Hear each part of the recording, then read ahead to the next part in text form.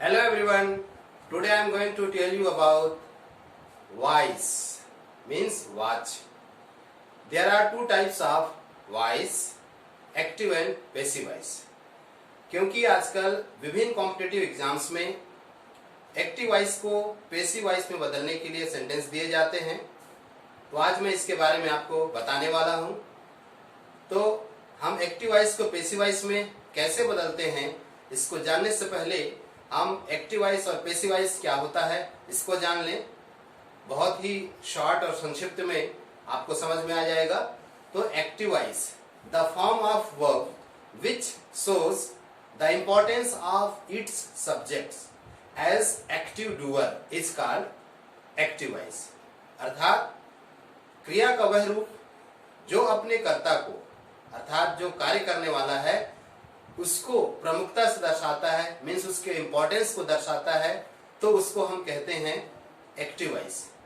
अर्थात हम ये कहें कि वह वाक्य जिसमें एक्टिव के रूप में, एक्टिव डूअर के रूप में कर्ता को बतलाया जाए, इंपॉर्टेंस ऑफ सब्जेक्ट बतलाया जाए, तो उस सेंटेंस को हम एक्टिव वॉइस में कहते हैं। For example, Ram writes a letter.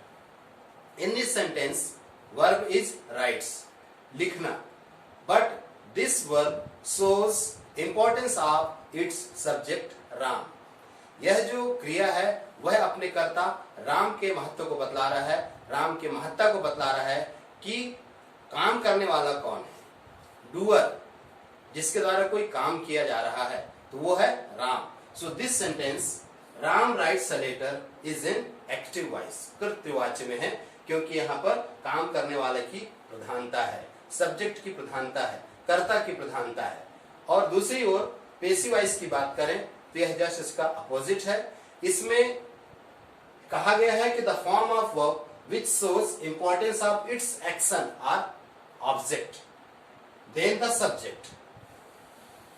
वह सेंटेंस जिसमें कोई क्रिया अपने कर्म की प्रधानता को दर्शाए अपने कर्ता की तुलना में, अर्थात सब्जेक्ट की तुलना में ऑब्जेक्ट को प्रमुखता से बतलाए, उसका इंपॉर्टेंस ज्यादा बतलाए, तो वह वाक्य जो होता है पैसिव वॉइस में होता है। फॉर एग्जाम्पल, मैंने पहले एग्जाम्पल को लिया है, बट मैंने यहाँ पर a letter, it is a object action, इसको मैंने पहले लिखा है a letter is written by Ram, माने राम के द्वारा पत्र लिखा जाता है। अब तो चलिए हम कुछ एग्जाम्पल के द्वारा समझेंगे कि how to change active voice into passive voice.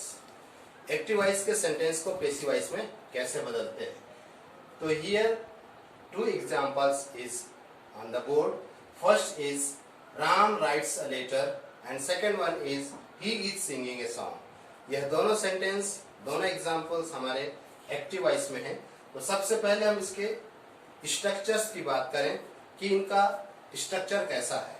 तो आप देखिए, सबसे पहले राम, फिर राइट्स अ लेटर, इसमें भी देखिए ही इज सिंगिंग ए सॉन्ग। तो इसका स्ट्रक्चर प्रमुख रूप से हम लिखेंगे, ये राम है और ही है, तो क्या है, ये subject plus verb plus object.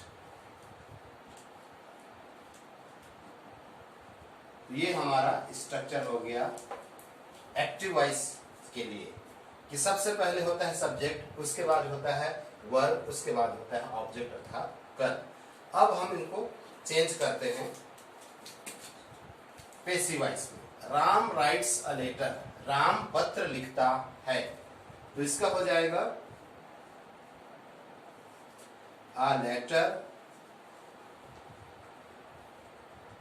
Is written by Ram. Second होगा a song is being sung by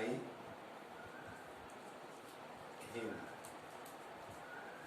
इस प्रकार से हमने राम राइट्स अ लेटर का पैसिव वॉइस बनाया। A letter is written by Ram, and he is singing a song का हमने passive voice बनाया, a song is being sung by. तो चलिए अब हम अपने इन पैसिव वॉइस के दोनों उदाहरणों पर चर्चा करते हैं ताकि हम इनके स्ट्रक्चर को समझ सकें और कंपेयर कर सकें कि एक्टिव वॉइस और पैसिव वॉइस के स्ट्रक्चर में क्या अंतर है। तो देखिए यहाँ पर राम राइट्स लेटर का हमने लिखा कि a letter is written by Ram, और सेकंड का he is singing a song का हमने पैसिव वॉइस बनाया, a song is being sung by him.